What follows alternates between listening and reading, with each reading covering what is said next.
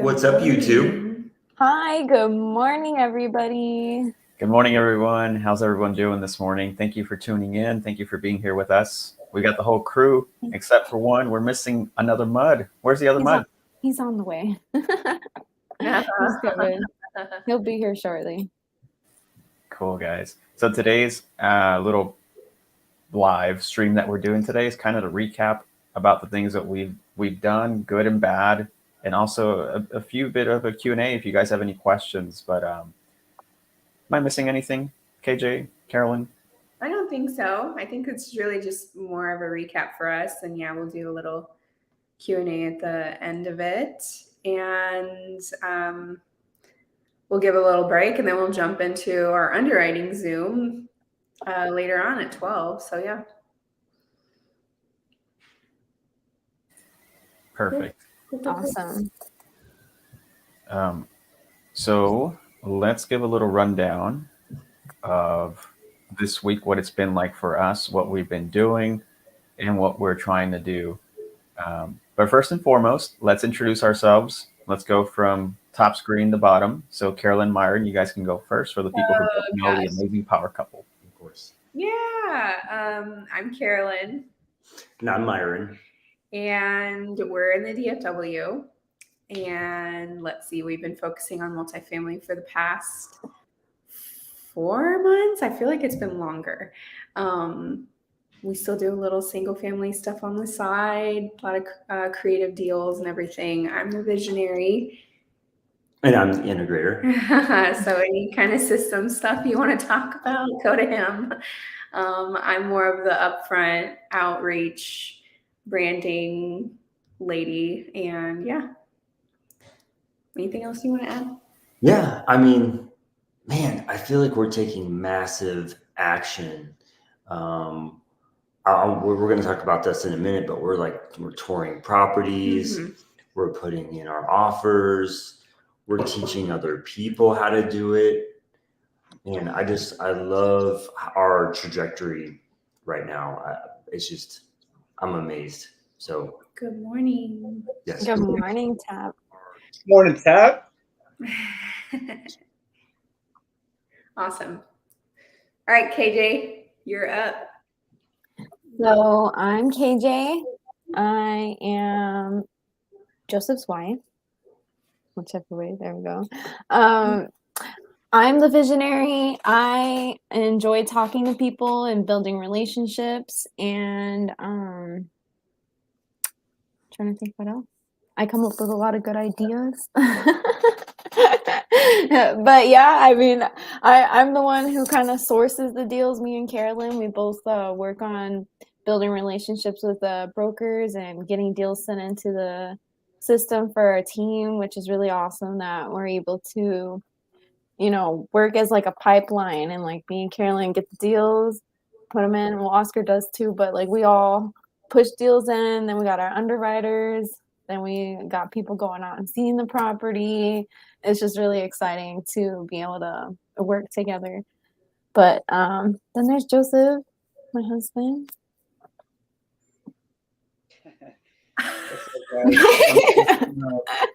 It's the morning. I know, yeah. I don't operate well in the morning, but I'm here. And I am one of the integrators / underwriters on the team. Pretty much just do whatever needs to get done in the moment. That's my honest answer. I like to underwrite the deals, look at the numbers, figure out how a deal could make sense. I also do some of the lender outreach and talk to lenders and foster those relationships. Every so often I'll help call brokers, but I really like the behind the scenes work a lot better. And that's me. Man, what's going on, guys? You guys have so much more than that than y'all, man. Like, KJ, you are a freaking amazing rock star on the phone. So you didn't give yourself enough credit. Like, you are amazing when you come to relationship building with brokers and just the relationship with buyers. And then Joseph, you're like, yeah, I just do whatever I do in the moment. No, bro, you do a lot more than that, man. You're running the whole shebang in the back end, man, all the systems and stuff and the Podio. Yeah, alongside with Myra and doing the same thing. And Carolyn's crushing it. Yesterday, she was halfway through 30 calls before like 11 a.m. in calling brokers. So like she's crushing it as well, guys. This is an amazing team that we have here. My name is Oscar. I'm also a visionary. If you guys don't know what we're talking about by visionary, you've got to read the book Rocket Fuel. That book categorizes people in business by two categories: either an integrator, someone like Myron and Joseph, who likes to do a bunch of numbers and systems and stuff like that, or the visionary, someone like myself, KJ, and Carolyn, who love being in the front end talking to people. If you put Carolyn, KJ, and myself in front of someone, we'll probably close the deal, but we'll probably leave a mess right behind us because we don't know how to do all that stuff, right? That's what the integrators are there for, to clean up that mess in the background. But that's exactly right. exactly. I feel like That's in a nutshell. do all the talking. You finish the mess. Yeah, exactly. Put me in front of someone, I'll close them, but I'm probably going to leave a mess behind me. So help me out, Joseph and Myron. We'll figure it out. Exactly. And just like Myron touched up a little earlier today, we've been taking massive action. I mean, we walked 2 properties this week, 89 unit and 320 units. And guys, this has been an amazing journey. I mean, we've literally gone from just starting off in multifamily to walking properties, and we're going to be walking some more next week. So we've got a lot of things coming up like very soon, and we're taking so much action, all that. And because we're backed up by a great team. So yeah, that's kind of us in a nutshell. We all have our roles and responsibilities, but everyone has their superpower, and we're all good at it. So what else am I missing, guys? That's kind of our intro. What's next? I guess talking about the good, bad, and ugly. Ooh, what do y'all want to talk about first? Let's The start bad with the good, or the good? or do we want to start with the ugly? Some of it is combined. There's some ugly. I know a lot of what I think people know us for is helping others, right? Firstly, but like our Corpus deal. Our Corpus deal is still in the works. Closing is, I think it was set for the 17th. It should be by the end of the month. Hopefully sooner, but by the end of the month. And so there's some things that we have to get figured out, as far as how that's going to be structured. And I think as we go through that, we'll be able to teach on the back end, right? So stay tuned on that one. That Corpus deal was a 30 unit that we got on seller finance at $3 million. And it was an amazing story, but as we go along, we're going to learn more. We're going to grow as we go through that transaction, and we'll be bringing up more deals and talking about those as well. Just from that, I think it's so interesting that more seller finance deals than I've ever seen have come to us. So, I would say if you have questions on seller finance, multifamily, put it in the chat. We'd love to hear from you. Mm-hmm. Yeah, and I want to touch up on that, Myron, because we're talking about the good, the bad, the ugly, right? And you said a lot of seller finance deals are coming to us. He's right. Before I get into that, though, can I see that cool gold cup you just had, KJ? That was an amazing cup, by the way. You got that from a casino. For free. You got 8 of them. It's got my OJ in it for the days. Nice fancy cup over here. So I wanted to touch up on that because a lot of people think that because we have this amazing deal under contract, the 30 unit in Corpus Christi with amazing terms, seller finance, right? It's $3 million purchase price, 3% interest, 150,000. Was it 150,000 or 300,000 down? 5% down. Yep. Okay, 5% down. It was originally 300,000 down. Yeah. You wanted 500 at the very beginning. Yeah, it was kind of crazy. And see, that's what I want to talk about is we have this amazing deal, but the bad and the ugly is it didn't start that way, right? That's the good part that you guys are seeing. That's the very good part that you're seeing, but it started off as an ugly, ugly deal. You guys remember that when it was brought to us at the beginning, how we were missing a bunch of information on it? Yeah. Right? It was literally scribbled. Yeah, and do you remember how much they were asking at that point, guys? Don't honestly. 2.6. It was it was 3, wasn't it? I remembered how much we offered in cash was 2. Yeah, I think you're right, Carolyn. I think it was still like over 3 million, I think. Yeah, and then we negotiated. We're at a 2.6 for cash, Right. And then we renegotiated at Creative at 3. Yeah, Anchoring. exactly. And that's the bad and the ugly that people didn't see. It didn't start off good, but we had to go ahead and figure out what worked for us and what worked for them. So it was like that whole process was figuring it out. What is going to be good for us? What's going to be good for them? So these deals didn't start off all nice and good looking. We had to make it work. So that's one of the things I want to touch up on, Myron, is we have a great seller finance opportunities, but not all of them start pretty. We have to negotiate them down. Yep. I think it's kind of interesting too. Like, I've had a few people speak to me about, oh my gosh, like, how do you find these seller finance deals? And I can't believe you can buy multifamily on seller finance. And it's like, actually, multifamily deals are a little bit more open to seller finance because owners are used to getting the mailbox money. They know the routine of it. And it's more of a common type of transaction within the multifamily space. So it's actually maybe a little easier to do in the multifamily space. KJ, I did that for you. It was so funny. I love it. Oh, I did it yesterday, and mine's like, there it is. So funny.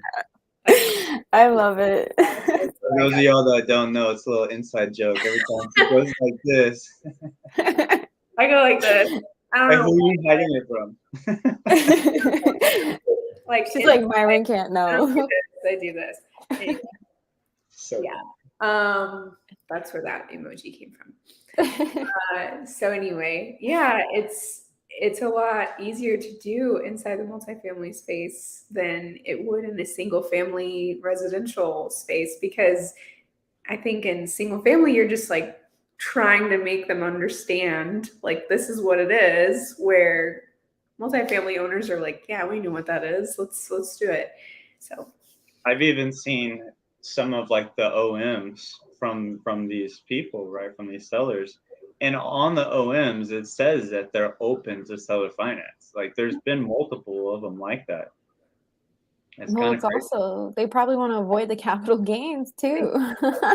They know what they're doing. Exactly. I mean, think about it. If we bought that at 2.6, right, that same deal, we bought that at 2.6 million, and we took out 40% for taxes, right? Because capital gains tax is about 40% after it's all said and done. They'd be losing $1,040,000 just straight to taxes. Crap. that's nuts. Say that again. $1,040,000. He's got his Casio ready. Absolutely. This is my best friend. Awesome. Besides you guys, obviously. Love it. That is awesome. You're right, Justin. It is. And assumable loans. That's something that's talked about openly, where single family is like, that's illegal, you know? Right. So, man, it's just kind of like all the things we've been learning, the culmination of everything we've been learning is like brought us here, and we just kind of fit. This is the world for creative finance. Like, creative finance at its finest is in this For space. sure. And it's all business. It's not real. I mean, sometimes it's like personal and emotional, but for the most part, like, these people are just treating it like a business, and like, we're just like, okay, here's the numbers, let's see what works and then move on. We're not having to sit here and like build a long-term relationship and keep like working on it. Yeah. And It some also sets us apart from other people, because not everyone is versed in creative strategies. So when we start bringing it up and start talking about it, they're like, wow, these people know what they're doing. They know what they're talking about. right. Yeah. And You it's not copied me. finance. Joseph copied me. We're both eating a banana. I was like, what are y'all eating, bananas? And don't be jealous. Getting your potassium coming in. So I have a question for Oscar. Nobody else is asking questions. Oscar, think about the next 3 months, because we've been doing this for 3 or 4 months now, right? 3 months, next 3 months. You're visionary. What does that vision look like? So the next 3 months look like this. We're under contract with 2 properties, one Class C and one Class A. And it's going to be over 200 units. Combined. The reason I say that is because a lot of the things that we're looking at now are over 40 units minimum, and we're already taking action. Now it's time for us to execute on it. A lot of the things that we're doing right now, we're submitting LOIs, we're getting considered, like our LOIs are being considered, and they're asking us to counter back. And they're also going to be looking for that purchase and sale agreement very soon. Yep. So the contract, for us to get under contract, that's going to happen soon, guys. I know it's just a matter of time. It's probably going to be a couple of days, couple of weeks, but it's going to happen. And we're underwriting like crazy. So we're stepping up our game on underwriting. So we're getting some good numbers, and we're presenting offers to other potential investors, co-GPs, key sponsors. It's just a matter of time. So I see that in the next 2, 3, maybe even less than that. Before the end of this year, I see us under contract with at least 2 properties that I think we'll have under contract as well. Or I'm sorry, that we will have as part owners in this particular deal that we're looking at. I've got no doubt in my mind, just because of freaking amazing team that we have, you know, all the relationships that we're building, all the deals that are coming through. I see that happening. And that's the vision I have for myself, for the team. And I think you guys can also agree that what we're doing now and how much action we're taking, it's going to happen very soon. I can feel it. 100%. And the funny thing is, man, the more deals that we get locked up and the more units that we own, the easier it's going to be to get more units. You know what I mean? Because they look at our net worth, they look at our history and what we've done. And if they already see, oh, great, these guys have 500 units, no problem. They can handle another 60, right? It just gets easier. Yeah. And to elaborate a little bit more on that, I had a conversation with with another investor who's doing deals right now. They've got a deal in Houston, Class A. I don't remember how many units. I think it's like right underneath 100. But I presented a deal that we're looking to put under contract soon, hopefully. And the presentation that I gave to him, the pitch, right? He was so impressed with how we presented the deal to him that he was like, man, I've met people who have brought me deals who thought they were deals, but had no idea what they were talking about. When you presented the deal to me, Oscar, I was so impressed. You are new, but you seem like you've done so much already. You gave me all the breakdown, all the numbers, all the good questions. You even answered them before I could even ask them. You already had your stuff together. So I think, guys, it's going to happen soon. It's just a matter of time. You guys, Oscar is on fire. He is literally killing it. I think Fires in the chat. I know he's like one of our superstars for sure. Man, him and Ione, they'd be crushing it. Honestly, I think everybody on the team, like, we are all like, I'm just excited. You guys all crush it, and I can't wait to see when all of our hard work pays off, because we've been going hard like every single day, all day. I think we say this every single time we're live, but this is truly a team sport. Like, we each bring our own level of like superpower and input, and like to keep it pushing that much further, because Oscar is a badass, but he's even more of a badass because he has everyone else on this team alongside him, pushing him too. You know, like, this can be a very uncomfortable space to be in, because it's so high level, and, you know, you have to know what you're talking about, and presentation and everything like that. It matters. First impressions matter. And we're just getting better and better. Yeah, and I've got to give credit to Ione too, my girlfriend Ione. She's not here at the moment. You might see her every now and then. She makes a rare appearance, rare special guest appearance. But I've definitely got to give credit to her because she's the one who's been underwriting all these deals, and the deals that make sense that to look further, she's deep diving and really, really underwriting it. She presented this, the spreadsheet to Joseph yesterday, and she had her numbers straight. I mean, to the number, to the penny, right? And she spent hours and hours and hours doing the whole underwriting in order for me to be able to present it to an investor. Because if they asked those questions, she already knew the answer, right?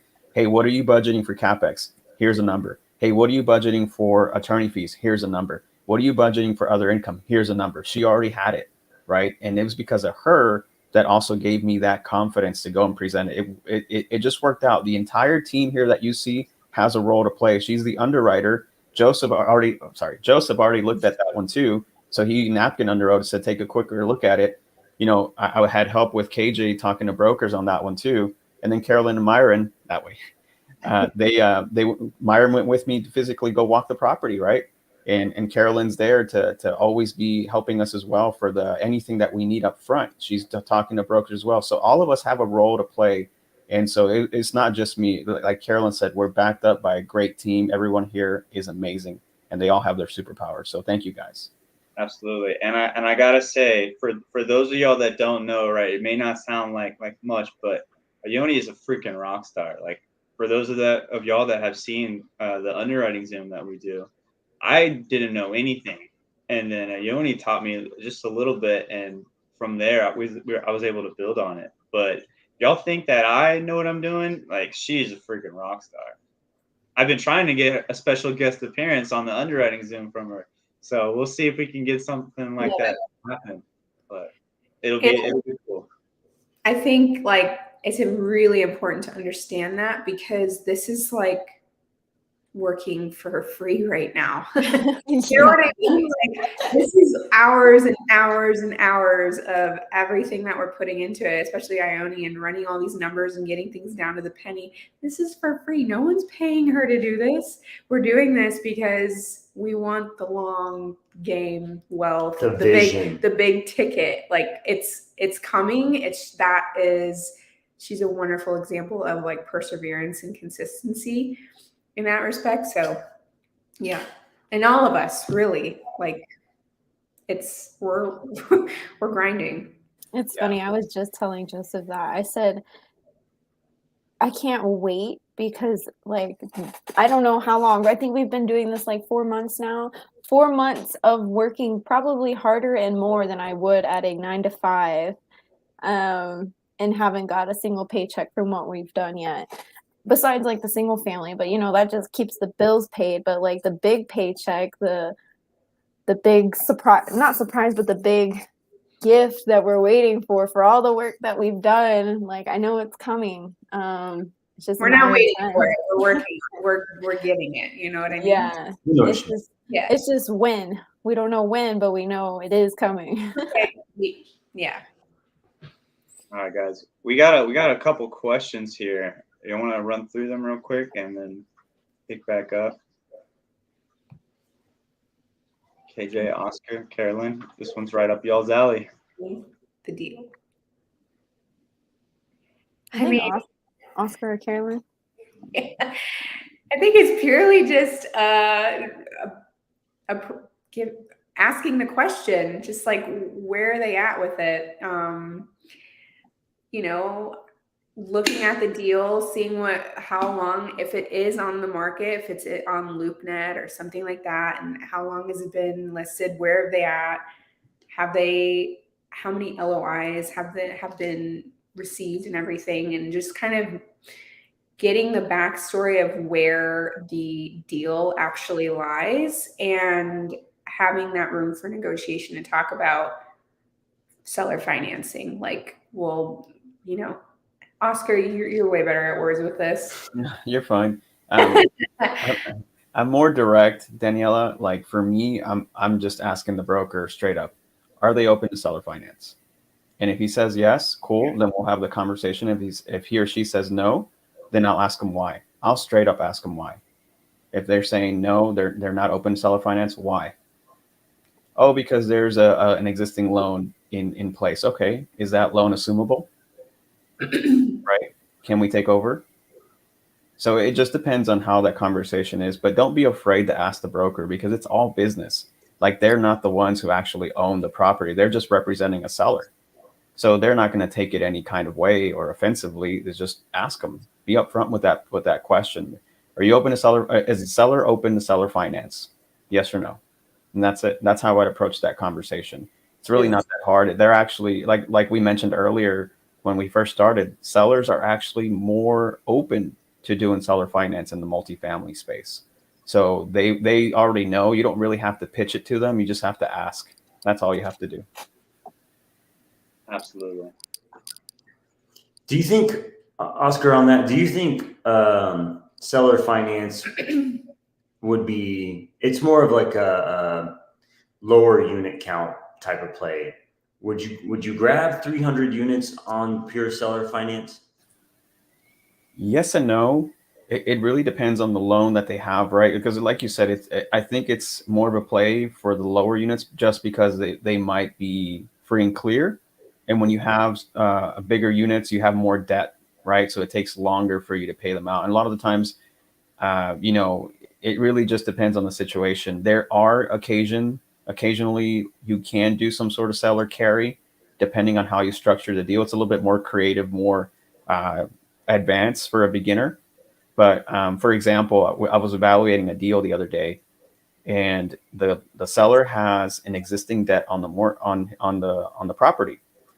And one of the strategies we could do is give them a certain amount through financing, and they carry a certain percentage at the sale. The amount that was going to give that's going to be given to them at the sale is enough to cover the existing mortgage, so it would be paid off, and then he can still carry a certain amount because it's free, or he would get the money that he needs to pay off that debt, and he can carry some of that note for us. So there's just a bunch of things that you can do. It really just depends, Myron, on how much debt there is on that property. You could still get creative with it. You can do a loan assumption, like I mentioned earlier. So there's certain things that you can do for sure, but it really just depends. Mm-hmm. Oh, thank you, Alexandra. Curious how y'all got started in real estate. Your first deals and where you learned everything from. Oh my gosh.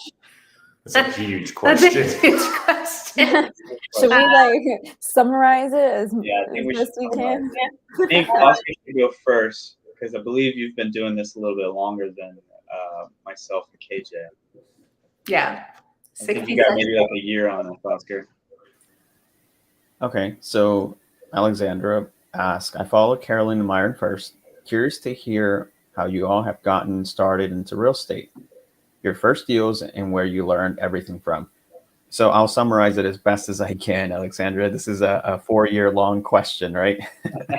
So we started about 4 years ago, Ione and I, and we just jumped into it. Like we started off with a group, and that group taught us everything. We invested quite a bit of money into it to invest into this group and ourselves. We learned a lot through that. The fundamentals of real estate, fix and flip, buy and hold. They taught us all that. It wasn't until a year into the business, Alexandra, that we got our first deal.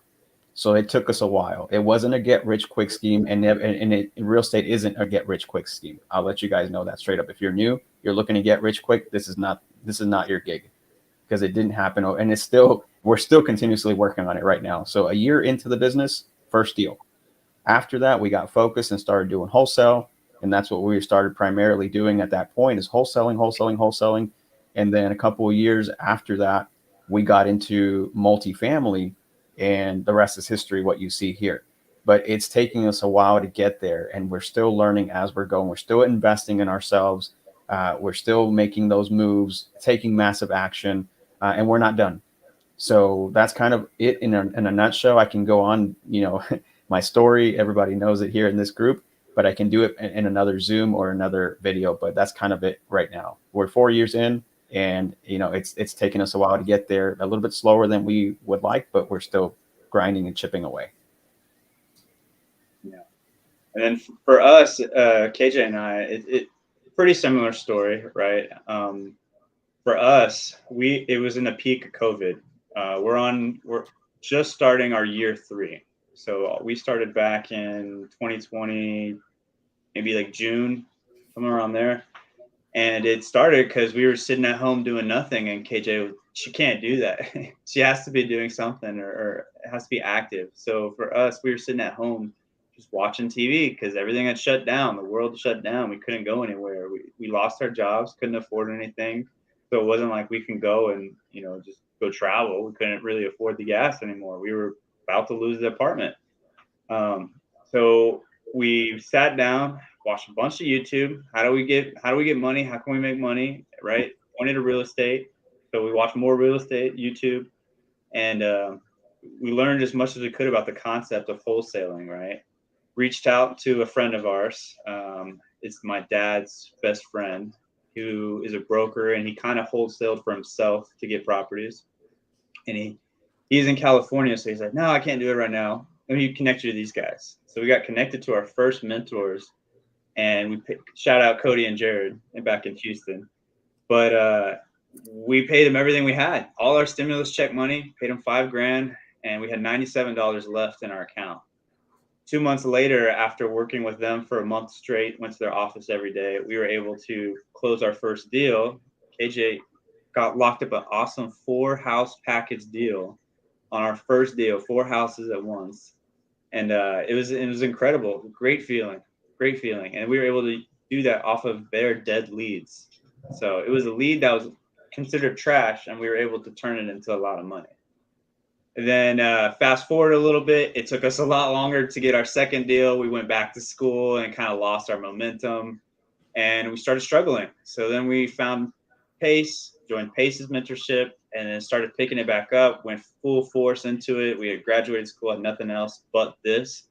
And long story short, we haven't worked a W-2 or another job other than doing real estate for the past 2 years and a few months.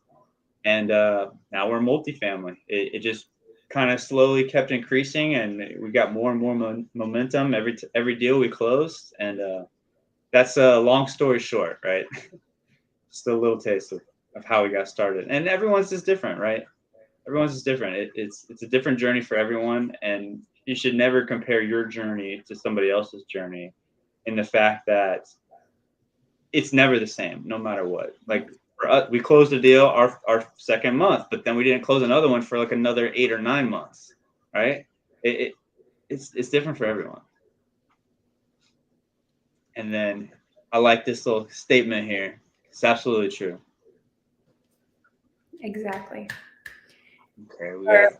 For Myron and I, we actually talked about this yesterday. I think our minds started going towards real estate a few years ago because we were really considering living in a tiny home and like going the tiny home route, until I came to my senses and said, I can't do that with 2 little kids.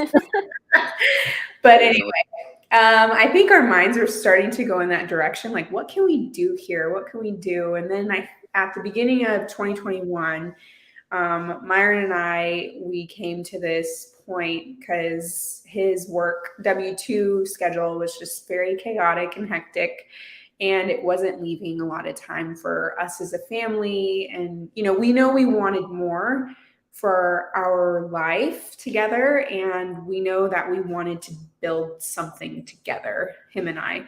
So we were building the momentum in our heads, and to okay, we're gonna exit your job at some point in like the midsummer of like 2021 or something. We're like, let's start looking into real estate. We didn't really like get into it much, but by April, like 2 days before my birthday, it all came to a head, and he left his job. Basically just No plan at all. And so at that point, we had like just sold our house, and we moved into a home, rented a home. And so we had some money stashed. It was just like right out of 2020. So we didn't know we didn't want to like spend that money because we didn't know what was going to happen with his job or anything like that. Anyway, we knew at that point when he left his job that we had some money set aside. And we're like, if we don't do this now, we're never going to do it. We're never going to take the risk of just going after what we want to go after. And it was still very blind. We started out with Bigger Pockets. So this was like May of 2021. We started out with Bigger Pockets, going to meetups, watching YouTube University, all that stuff. Really not getting anywhere. We were looking at the Burr model stuff and we're just like treading water, and we had no idea what we were doing. And then by August, we realized that we needed a lot more community and we needed a lot more support and education in real estate. And ironically, at one of the Bigger Pocket meetups that I went to, one of my friends mentioned Pace Morby, creative finance, whatever. And I came home and I told him, and then he watched a ton of Pace's videos. And then like 3 days later, we had a discovery call and we signed up for the mentorship. What was so cool is we got a chance to go see Pace. And he mentioned a bunch of people to reach out to. He goes, you know who you should reach out to? KJ and Joseph Mudd. Yep. I remember that. I Okay. remember Myron calling me. And look, now we work together. Yeah. And we tried to do a couple deals. We had some kind of land car wash thing that didn't pan out. Yeah, I remember that. But always I would call KJ about things, and I'm like, this person's saying this. She's like, no, they aren't. You gotta tell them like this. Yeah, I do remember that. Yeah. And I was like, don't let people walk over you. so, yeah, long story short, we joined Sub 2. We're all in Sub 2 together, obviously. And it just really all brought us together. I think for Myron and I, we got our heads out of the sand and knew that we had to work with people. Yes. We knew we had to like JV with people to get deals done and like create a business. So I think we got our first deal about 3 months after we joined the mentorship, and it was a creative deal, and we actually still were holding it, and we get cash flow off of it. So it's really cool, really awesome proof of concept. And then we've done a ton of wholesaling creative deals since then, and it just really all organically led us to what we have now, which is we're primarily working on multifamily together as a team, and we still dabble with single family deals to get the bills paid. So if I was going to say anything to Alexandra, is don't do this by yourself. Mm-mm. You're gonna learn from books, you're gonna learn from mentors, but getting in the circle with people who take action is gonna propel you. So get your circle right, get mentors. Do not do this alone. Holy crap, do not do this alone. Holy crap, don't do it. And I think collectively we can all say, like, don't give up. Like, just don't give up. Even like take it from KJ and Joseph. They had $97 in their bank account. We've been there. Oscar's been there. We've all been in that like space of like, how are we going to make this work? Yep. What are we going to do? And we made it work. And we're still moving forward. And it's like, it's not that we're not struggling. We all each have our own challenges and struggles still currently, and we'll continue to. But it's like, is it worth it to give up and not know what you might have had, or keep going? Exactly. Because you never know. You could literally, I think everyone says this, like you're literally like one door away from like the big thing, the big event in your life that changes your life. So you're so close. You're so close and you don't even know it. You know? Love it. Cool. And you want that feeling. It's a great feeling. Every closing of a deal, even if it's a small deal, it's a great feeling, Yeah. and it only propels you to do more. So keep pushing. For sure. My boy Victor, this guy's a freaking rock star. So his story, man, I know a little bit, right? So this guy let me just say this. This guy pops into our Zoom. He's like, hey, this is all new to me. This is, my first time kind of being introduced to real estate, especially multifamily real estate. Victor's in our mentorship with us, right? And this guy, 1 week later, shows up to the Zoom and he's presenting this sexy deal. It's a Class A, like giant building. I think it's like a $65 million property. And this guy's presenting it like he's been doing it his whole life. So shout out to Sheesh, Victor. Yes. Love it. Right. How are you guys approaching the management of the property? Keeping current management on board, finding new management. Well, I'll say this. If the property you're looking at, right, has a management in place, and you're looking at the information and it doesn't make sense, right? Usually one of the biggest reasons why people sell is because it's mismanaged. So they don't feel it's as worth it, or the value is there, right? But the biggest thing is because it's probably mismanaged, whether that's through a property management company or through the owner. It's like a self-run property. No matter what we do is we always incorporate property management on our properties. That's one of the reasons that we want 40 or more, so that we can hire property management and have room on the table for them to eat too.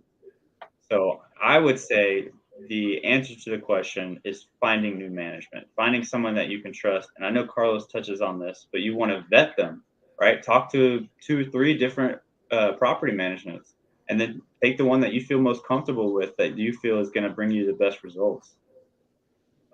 I wouldn't use the current one because usually that's one of the main reasons why people sell, is because it's not performing well. Thank you, Justin. Thank you, Justin.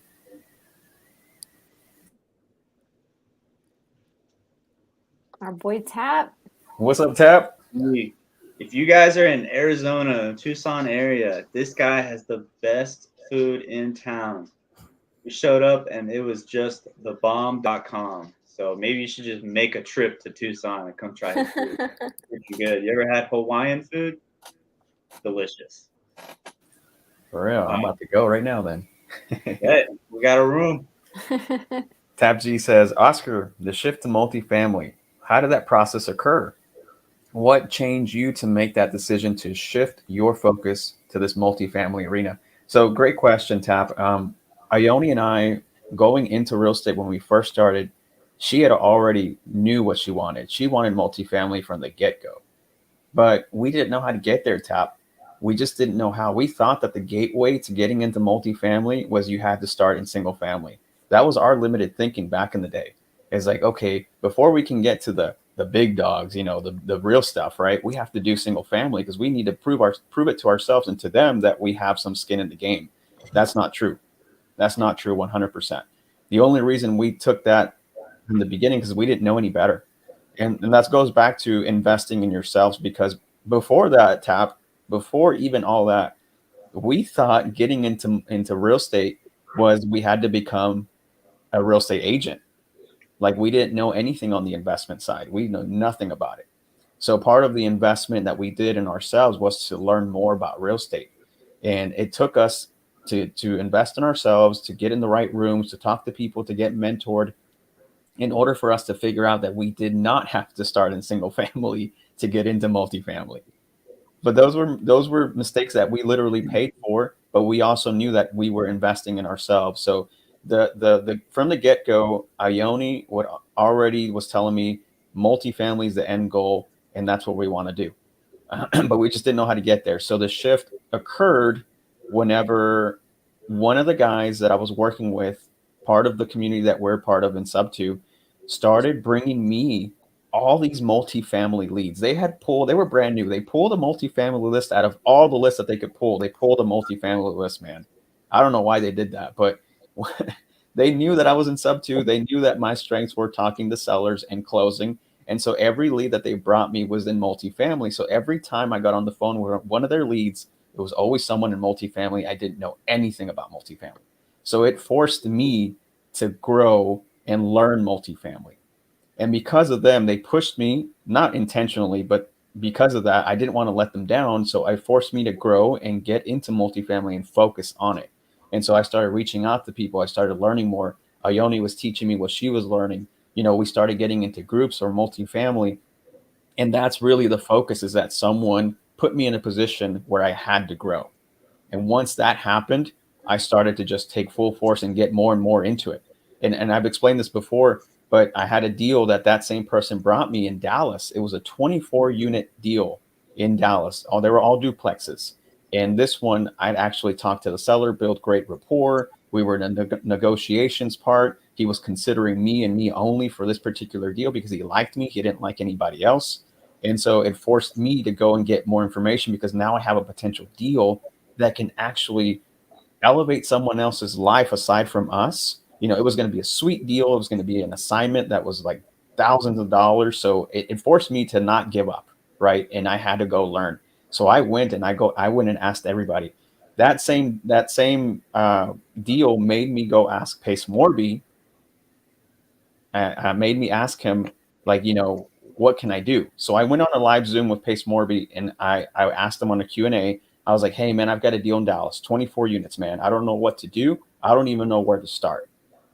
He was the guy who gave me, after analyzing the deal real quick, he said, here, I've got a person that's multifamily. He knows nothing but multifamily. He's really close to Grant Cardone. And also, it costs me about $10,000 to $15,000 to be in the same room with this guy. I'm going to give you his phone number as a little gift from me. Here you go. His name is Carlos, by the way. And he told me, Oscar, after this call, I want you to take action and give him a call. And I said, okay, Pace, thank you so much. Now, guess what I did, Tap? After that call, I did not call Carlos. I did not take action. Why? Because it scared me to call this guy, because as soon as Pace said it cost me $10,000 to $15,000 to be in the same room with this guy, a guy who's close, maybe his right-hand man of Grant Cardone, that scared me, because I'm thinking in my head, this guy is on a different level. Why is he going to want to talk to me on a 24-unit deal, right? Why is he going to talk to me? That's my mindset back in the day. So that's why I didn't call him. It took me a few more days to finally pick up the freaking phone, and I didn't even call him. I texted him first. I texted the guy first. Then I was like, okay, well, I don't even know if this is a deal. I don't know if this guy will really entertain a 24 unit in Dallas. Plus, I don't have all my ducks in a row. I'm still missing information, but let me just text him and see what he says. And I texted him and I said, hey, Carlos, my name is Oscar. I got your number from Pace Morby. How are you? Pace asked me to reach out to you on a multifamily deal I have in Dallas. It's 24 duplexes, 24 units, all on the same street. Pace said that you would be able to give us an idea on a cash offer that we can go off of and see if this is a deal or not. Would love to work with you and see if we can get something going. Let me know, and I can send you any information you need in advance. Thank you.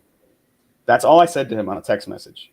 And immediately, like I would say maybe like 5 to 10 minutes later, the dude sends me a picture of him and Grant Cardone. I love That's it. all he sends me. And then after that, he said, I'll call you soon.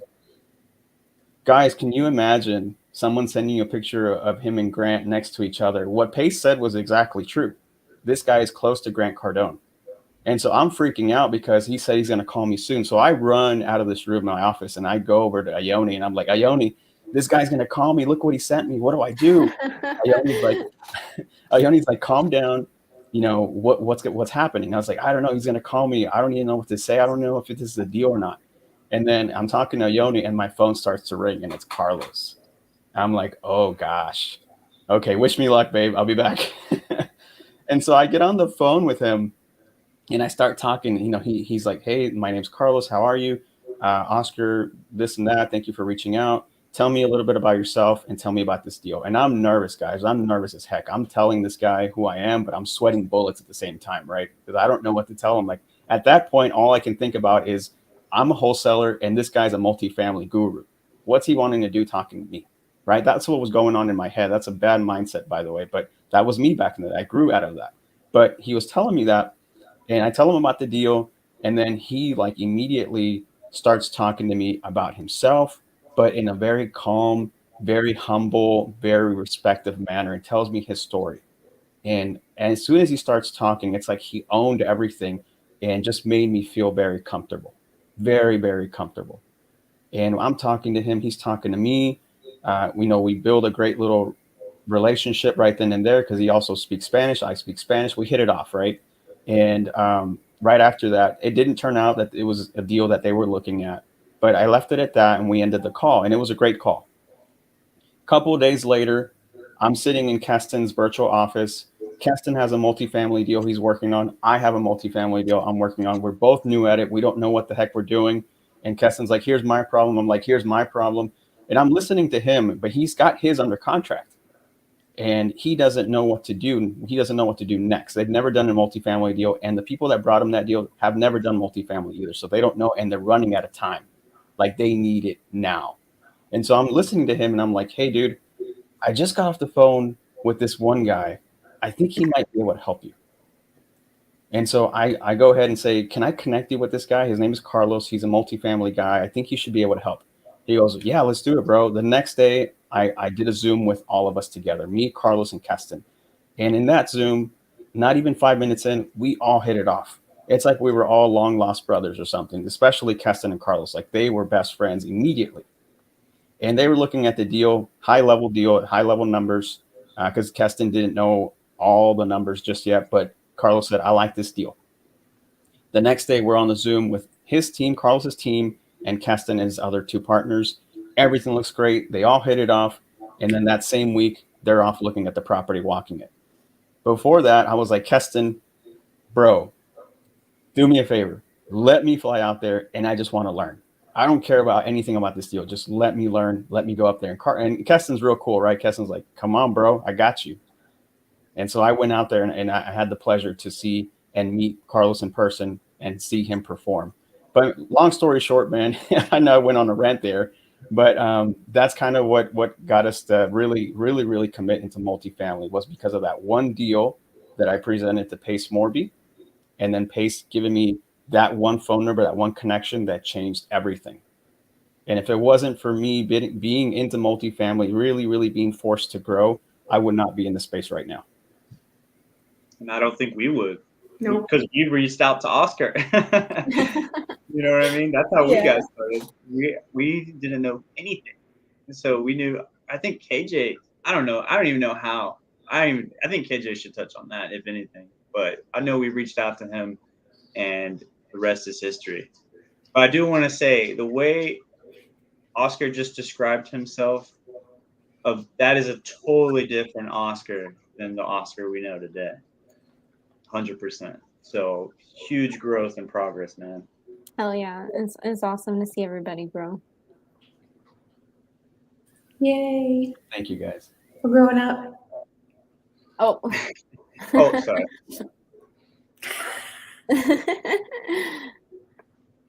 If we submit a deal to you, should we be following up with the broker or seller while you are evaluating it? That's a good question. It is a good question. So I can touch on this a little bit. I just talked with the Yoni yesterday or 2 days ago, and we determined kind of we're everything is still in the works, right? So we're figuring out systems and processes and how we want to make things smooth operating. It's in the middle of an evolution, right? So the current process is that once a deal is submitted to us, we'll put it through a quick napkin underwrite, see if it even makes sense at the numbers that are presented. And if it does, we're going to reach out to the person that submitted it, call them, let them know what else we need, if we need anything else, and then set up a meeting for next steps, right? On the flip side, if it's not a good deal, we'll still call, and I'll probably be doing most of that, but we'll call and let them know, hey, this is why it doesn't make sense for us. If we can, change this, or this, then maybe we can do something. But in the current state, it doesn't work, right? And that's kind of where we're at. So yes, you would be following up with a broker seller if it is a deal that makes sense. And technically you would be following up maybe 1 or 2 times to let them know, hey, this is why it doesn't make sense, and find out if that's able to change. So I would say that's the current process for it. Oh, thanks, Thank you. Karina. Thanks, Karina. Let's see what else we got. Love the inspiration. Knowing what you guys know now, would you have aimed for a bigger property for your first deal? Absolutely. Yes, but I think everything happens for a reason, and had we not gone through what we went through, we wouldn't be the people we are now. So I think everything has a purpose, for Yeah, sure. I was gonna say exactly that. Me too. Well, we are married. Go figure, right? Yes. You can touch on that, Carolyn. Yes. So 40 units is ideally the minimum we like to look at. However, if it has some sort of creative potential on it, or the seller is open to seller financing or something, I think we would be open to looking at something a little smaller, under 40.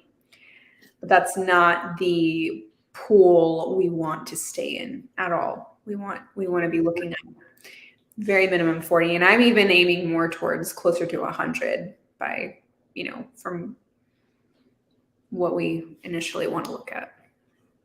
Love it. Love it. Thank you for the question.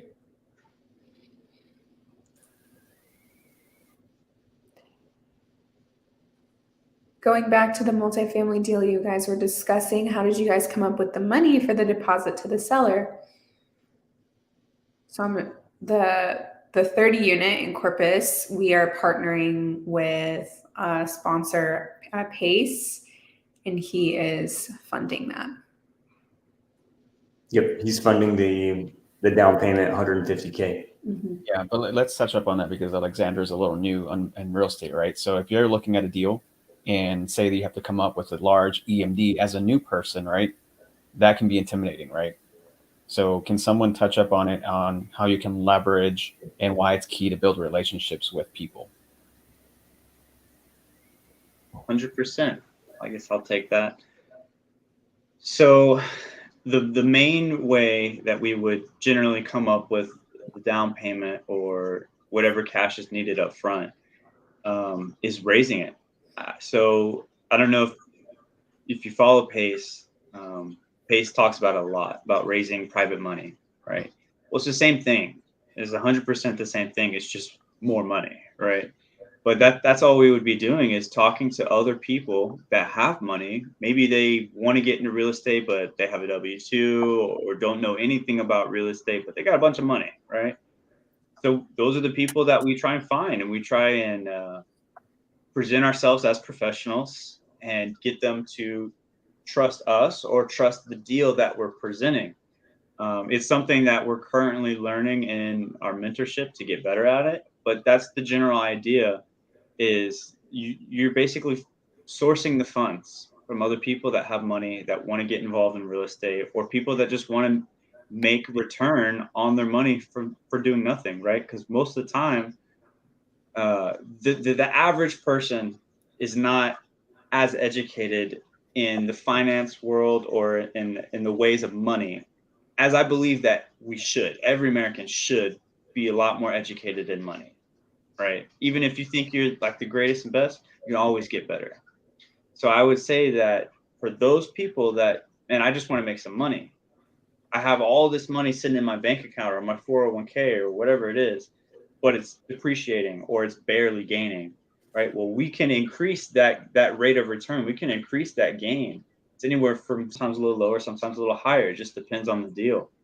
So that is how we would come up with the money, is by finding the people that do, presenting the deal, and if they like it, they like it, and they'll invest with us. They trust us. And I believe that pretty much sums it up. I thought it was so cool. Alexandra, we went to a meetup. We went to a little meetup, and Oscar met this guy, and he walks up to Oscar and says, Oscar, what was his name? He said, I have money to invest. Oh yeah, Juan, that's his name. Yeah, Juan walks up and says, I have $100,000 I want to invest. Like that, I think that was like, wow, like exactly what Joseph is saying. Am I saying this wrong? No, you're totally. I'm agreeing. Joseph is like, people. If you have a good deal, people want to put their money into it. They don't want it to sit there. Yeah. Like, I need to put this money to work. If you put your money to work, you don't have to work. Yeah, I think that's a big mental hurdle. Even us, we're still getting over. Is like people, the money is always there. Like the money will never not be there. You just have to have a good presentation and a good deal for the money to be there for you. And not only that, you have to be the one to put, like, you have to get out of your box and like, this is what I have. These are the opportunities that we have, and that money will come. You know, like it's finding money is not the hurdle in this. The hurdle is sourcing the deal and making sure it's a good deal, and then taking the action to connect the money to the deal with you in between, you know? For sure. And that's like the work that has to be done. But there also has to be one other key in there. It's not who you know, it's who knows you. Because if they like and trust you, they will have no problem investing in you and investing in your deals because they like you and they trust you. So you also have to put yourself out there, because that person who came up to us and was like, hey, I've got $100,000 I want to invest, was because they knew me, because they heard about me. And so they came up to me and were like, hey, man, I didn't even have to ask anything. That's his open line. Like, I've got $100,000 I want to invest. And imagine that, like they're talking to me, and Carolyn and Myron were right next to me, and Ione was too. And I'm like, okay, great, man. That's awesome. But it threw me off. And the only reason he came up and said that to me was because he heard about me. Mm-hmm. So you have to put yourself out there, right? You have to make sure that people are knowing what you're doing, and also get that credibility behind you. Be in those right rooms, be with the right people, and add value to other people so that people like that can hear about you. And add value in a way that is not opportunistic. Add value because you want to add value. Don't add value because you're looking for your own payoff. You know what I mean? Like, there's a lot of people out there that do that type of thing. And yes, they get money, but it's not,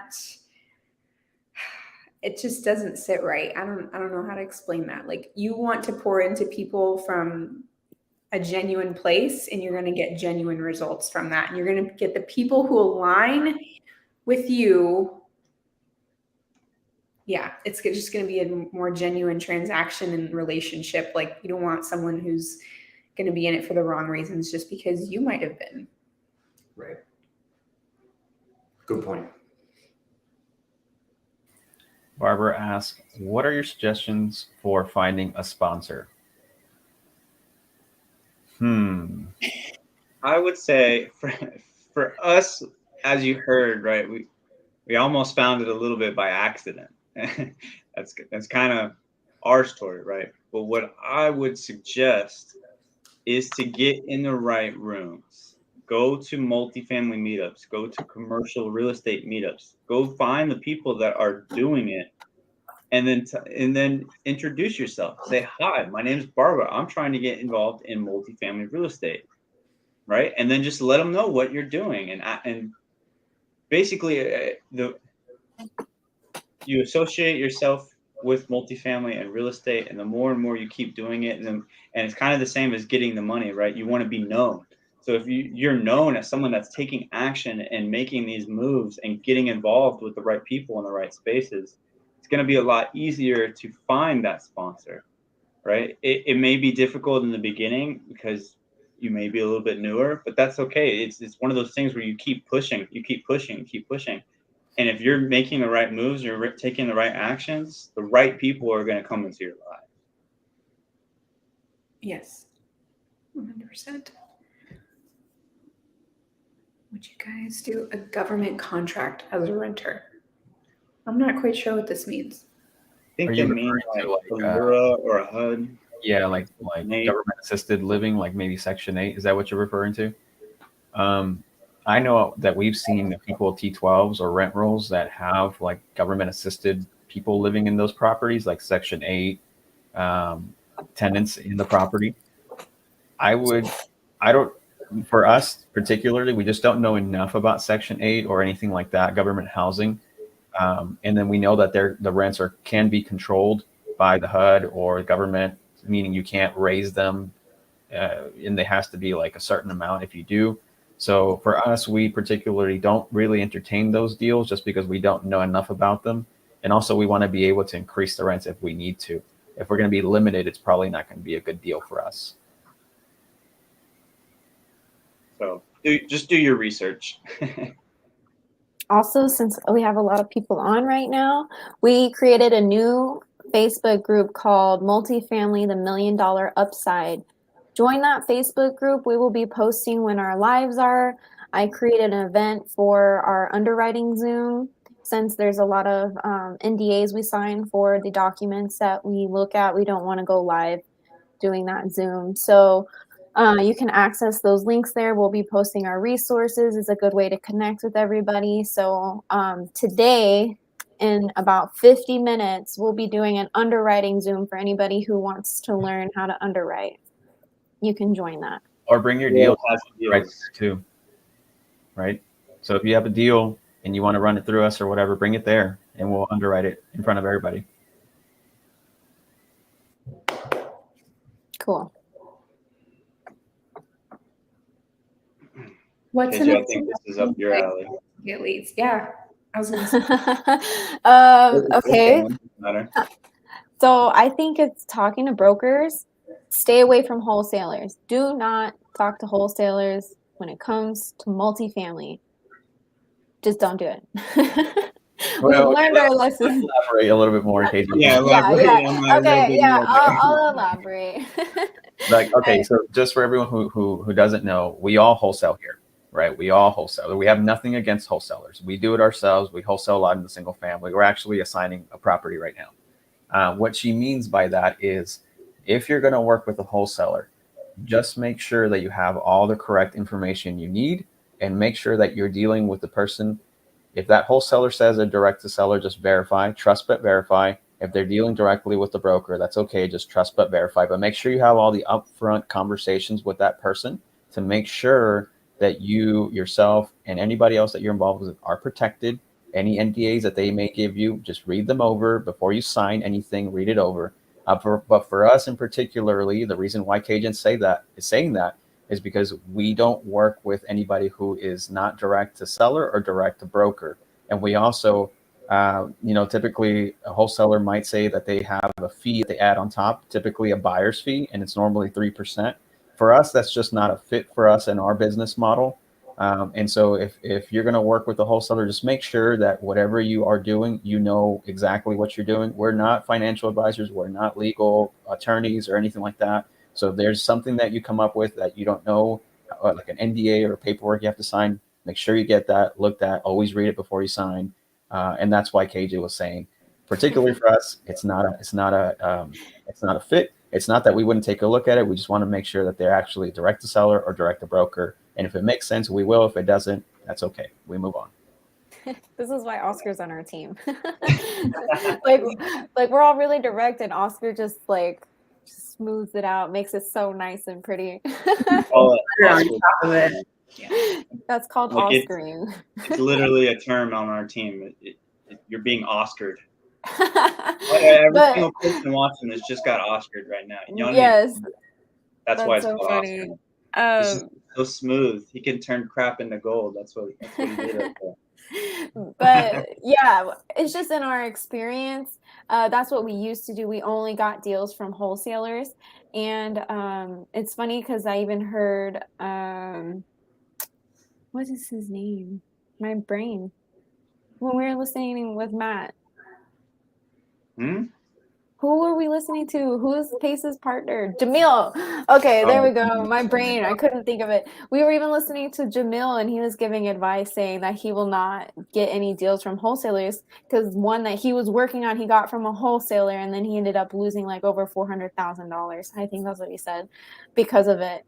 And we don't mind it, like Oscar said, but like we had to learn to verify with these people. Like everyone's going to tell you that they're direct to seller. Don't believe them. Verify, like Oscar says, because I would just trust everybody's word. And then I'm like, hey, I need this, I need that. And then it just took forever to get information, or they wouldn't respond, or, you know, there's just a bunch of hurdles because they're not actually direct to seller or broker.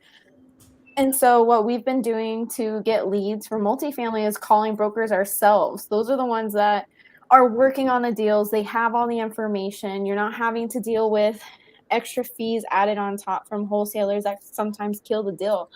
So, and also, like, why wouldn't you want to be direct to someone who sources all the deals and knows everybody in town? So, like, we built a really good relationship with this guy in Houston. He sent us a list of like 8 deals. He called me, he said, I got like more deals coming your way. Like, we're going to get on a call with him later today. And we already sent LOIs on a couple of them. And that's just from us making a phone call, getting on a Zoom with him, building a relationship. And so you don't need, like, I think we've called over like 500 brokers collectively, probably more. Over. And yeah, way over. And not all of them are going to be a good fit. Not everyone does what does multifamily. They'll be like, oh, I'm not in it anymore. And sometimes they're agents who want to go and find deals for you, which if they do, make sure you have upfront contracts with them. Like, you're not representing me. And same with the broker, like, you're not representing me. We're doing a non-exclusive agreement if we do agree to do something. And just, I guess, being aware of these things to make sure you don't sign things you shouldn't is probably the most important thing. But I definitely think calling brokers is the most effective way to get leads, for sure, because I don't have to worry about how many people down the line is this deal. Because I think there's one time we're like, hey, can we get on the phone with the seller to like kind of verify that they're direct to seller like they say they are? And then all of a sudden it's like, well, let me get my friend who's going to get their friend who's going to get their friend on the phone. I'm like, oh, so you're not direct to seller. So Just be ethical. Yeah. Just be ethical. If you're going to wholesale, or if you're going to work with wholesalers, just make sure they're ethical and you're ethical, and you all are dotting your I's and crossing your T's and making sure you have all the information, like, and just be aware of that. Yeah. Oh my gosh. Thank you so much. What? Jennifer called me about a deal she has in Ohio, I think, and she knows the seller. There's some little story there. And she was so nervous. She was so super nervous. And this is so cool. I'm excited to have a buyer flying out next week for 4 days. Like, wow, that's amazing. Good job, Jennifer. Great job. That's Yay. awesome. That's exciting. Good luck. When it comes to raising money, are you guys only able to take from accredited investors?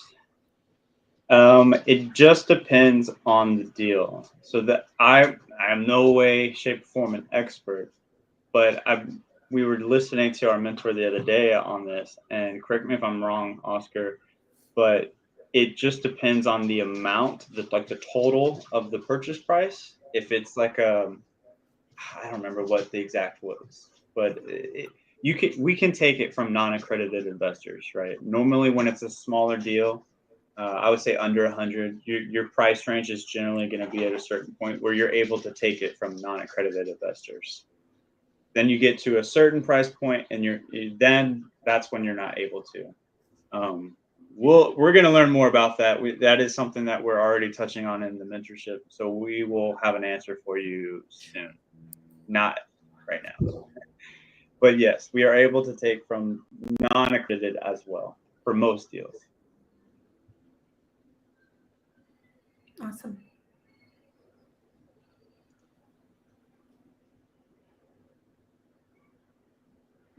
I would like to offer assistance with state contracts for behavioral health contract.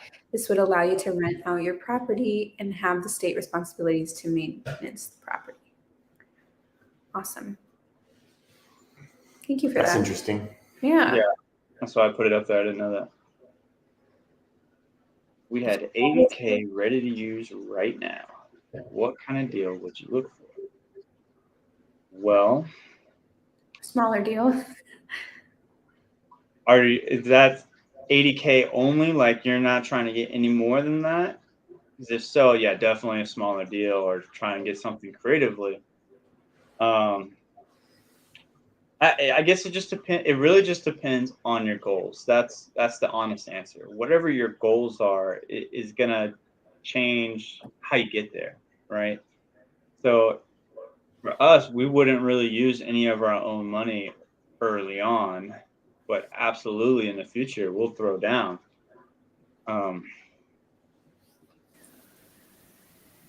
I would suggest if you had 80K to use right now, I think the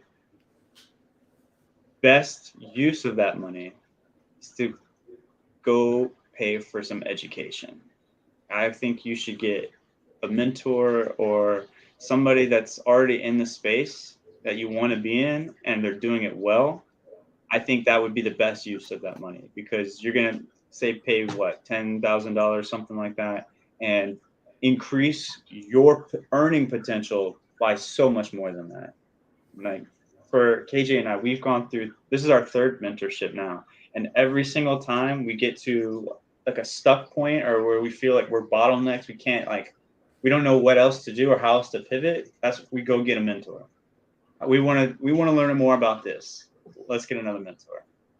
So for us, right, multifamily, like Oscar knows his stuff, right? But we wanted someone that could teach us even more than what Oscar knows, right? And so that's why we joined this mentorship, because we know that is more potential for us to get better and more proficient in our goals and what we're trying to accomplish. So that's what I would say to use your money for early on, right? Now, if you only have 80K, that's your budget, maybe you should look at something single family, but it just depends on what your goals are. I think for the underwriting education, join our Facebook group and then also follow us on Instagram. We're always posting our links to everything. So the best way to get in touch is join the Facebook group and then also follow us on Instagram. So that way you can see when we're posting the links. Or turn our notifications on so you don't miss it too. Cute. I want to go back to that question, Joseph. I think you hit it exactly what I wanted to say for the 80K.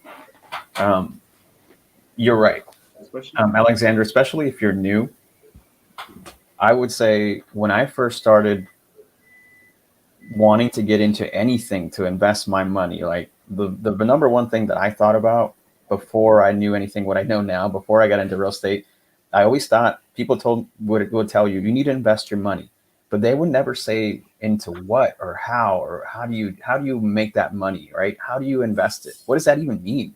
Like invest can mean invest in stocks, that's what I thought. Stocks, they tell you to invest in like depending on what time, Bitcoin and stuff like that, right? I didn't know how. So I think Joseph exactly hit it on the nail there is if you're going to invest in something, especially if you're new, invest in yourself first. Definitely invest in yourself first, because that whatever money you have aside for your investment will multiply. It'll make you more valuable in the marketplace too, because you know more and you're honing your skills. So unless you just want to be a passive investor and just invest and make a return every month, cool, that's for you. But exactly what Joseph said, make sure you know what you want first, know your goals, and then invest in yourself, because that's the most important thing that you should invest in is in yourself. So I just wanted to say that you're right, Joseph. If you're going to start somewhere, invest in yourself and then go from there. Yeah, but if you want to use the 80K to passively invest, just hold out. We'll have some deals for you here in the next month. All right. Oh, look, and this is her answer to our statement. Okay, what is the website to submit offers for this multi-platform? I assume you're talking about submitting like. Actually, I don't know. It's this here. You go here. Okay, that's what I thought they were talking about. That link is on my Instagram page too, on my bio. This link has a link to our virtual office, which is the Zoom link for the underwriting Zoom.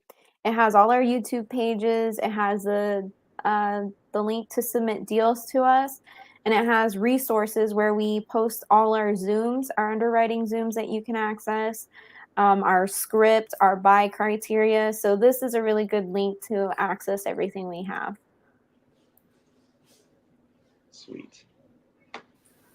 All right. I think we have one other question in the chat, and we should probably call it because we're going to get ready for the underwriting. Yes. Yes. All right, Rob Sema. Newbie question. What is the difference between comping and underwriting? Myron, you can touch up on this. Absolutely. Rob, I just first want to say thank you for asking a newbie question, because there's so many people that don't know newbie stuff and they're afraid. So this is how I look at it. Underwriting is looking at the numbers of the deal and figuring out if it can work, if it's cash flowing, if you can exit correctly. Are you going to make money on it? Yes or no is basically your underwriting, how to structure it. Comping would be like, okay, let's go down the street and look at another complex to see what the rent rates are how are they charging for pet. You're going to comp based on what the area is doing. For instance, if the complex that you're looking at has all utilities paid, but everybody else in the area does not pay for utilities, that's kind of like comping. What is everybody else doing? So could I, if nobody else is paying for utilities in the area, can I then start charging for utilities? So you're going to comp and see what other people are doing. What can the market handle? Versus underwriting is just structuring that single deal. But I'm also going to comp to figure out how I can underwrite. That makes sense. Okay, cool. Yeah, Yeah, no, it it makes sounded sense. good. Sounded good. Good job, Myron. Made a lot of sense. Good job. Yay. Well, awesome, guys. I think that just about does it right there. Again, we're about to do an underwriting Zoom in about 35 minutes. So we're going to hop off and go get ready for that, get prepared. Bring any questions about underwriting, bring any deals that you need help underwriting, anything like that. You know, we're absolutely there. It'll probably be a little bit shorter of a Zoom this time. Last time I think I did like 3 hours. This time we'll probably stay under 2. That's the goal at least. But yeah, join in, guys. We'd love to see you there. Again, I'm still trying to get Ione to come hop on, special guest star appearance. Everyone would get a lot of value from that. So I'm going to keep pressing for that. I think we just need a lot of fires in the chat so everybody can tell her that she's fires in wanted. the chat from all 18 people watching right now. I think she'll have to do it. I know. Awesome. And all I see is this one right here. That's it. We need some more fires than that. Awesome. Appreciate Well, you. it was great spending time with you guys. Appreciate y'all showing up, asking questions. Great questions today. And Our next live will be Monday night at 7:30, if I'm not mistaken. Yes. And then now we're getting fires.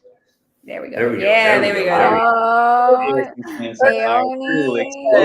We're putting the explosions. Ooh. We love you, Kirk. Appreciate you guys. Thank you. Awesome. All right. Bye, guys. Thank you, everyone. Like